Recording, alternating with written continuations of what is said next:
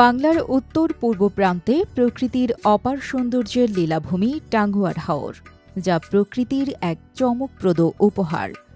বর্ষার দিনে স্বচ্ছ জলের ওপর নৌকা ভেসে চলে। রাতের জল জ্যোৎস্নার আলো মন জুড়িয়ে দেয়। বিকেলে সবুজ পাহাড়ে মেঘ নেমে আসার সঙ্গে হাওর যেন রঙিন ক্যানভাসে রূপান্তরিত হয়।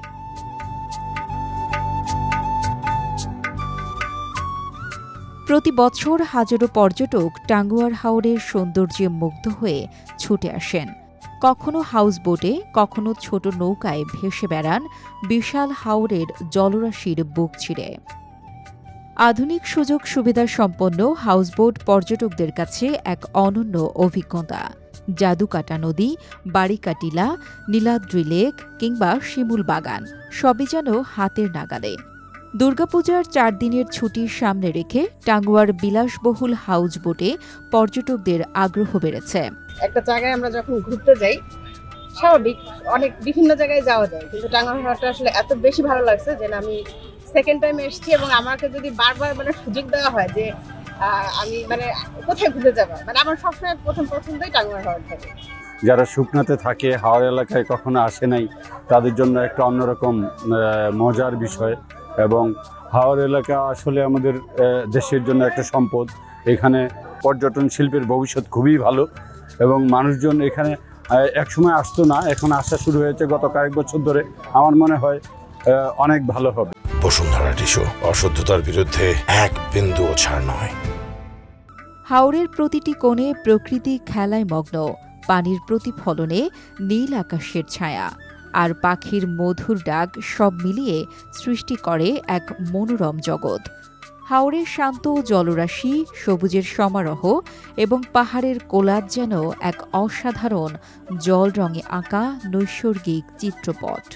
মানুষের মুক্তাগাছা থেকে আমরা বড় ভাই মিলে 12-13 জন আসছি। আমরা চলে আসছি, কোমর তরে নিয়েছি। কোমর তরে যাই, সেখানে এসে সুন্দর একটা নৌকা নিয়েছি। নৌকায় অনেক ঝাপাঝাপি করলাম। আমি জোয়াশ টাওয়ারে উঠছি, অনেক ভালো লাগতেছে আমাদের। এখানে প্রথমবার আসছি, খুব ভালো লাগতেছে। ওয়েদারটা খুব ভালো। এখানে সবকিছু আর কি আমার কাছে খুব ভালো লাগতেছে এবং এনজয় করতেছি আর কি। আর সবার উচিত একটু এখানে এসে ঘুরে যাওয়ার। যারা এখন আসেনি তাদের উচিত এখানে এসে ঘুরে যাওয়ার। নৌকায় ভেসে বেড়ানো, হাউসবোটে রাত কাটানো কিংবা হাওরের প্রকৃতির সঙ্গে মিলেমিশে থাকা সব মিলিয়ে পর্যটকরা পান এক অনন্য অভিজ্ঞতা। প্রতিটি মুহূর্ত যেন ছবি আঁকার মতো হৃদয়ে ছাপ ফেলে। আর পর্যটকদের এই নৈসর্গিক সৌন্দর্য উপভোগ করতে বিভিন্ন উদ্যোগের কথা জানান সুনামগঞ্জ জেলা প্রশাসন। আমাদের একটা উদ্যোগ ছিল যে আমরা ট্যুরিজম অ্যাপ করব, যার মাধ্যমে কারা আসলো, কারা গেল, কোনো ধরনের অপরাধ ঘটলো কিনা, পর্যটনকে নিরাপদ করার জন্য একটা উদ্যোগ ছিল। এই বছর আমরা পর্যটনকে ইকো ট্যুরিজম করার জন্য আমরা হাওর অঞ্চলে বিভিন্ন ধরনের নির্দেশনা দিয়েছি। টাঙ্গুয়ার হাওর শুধু জলের ছোঁয়া নয়, এটি প্রকৃতির এক অসাধারণ রচনা, যেখানে প্রতিটি মুহূর্ত, প্রতিটা দৃশ্য আমাদের মুগ্ধ করে এবং মনে রাখার মতো এক অমূল্য স্মৃতি হয়ে থাকে। সায়াদ হোসেন সবুজের পাঠানো তথ্য ও ভিডিও চিত্রে ডেস্ক রিপোর্ট, কালের কণ্ঠ।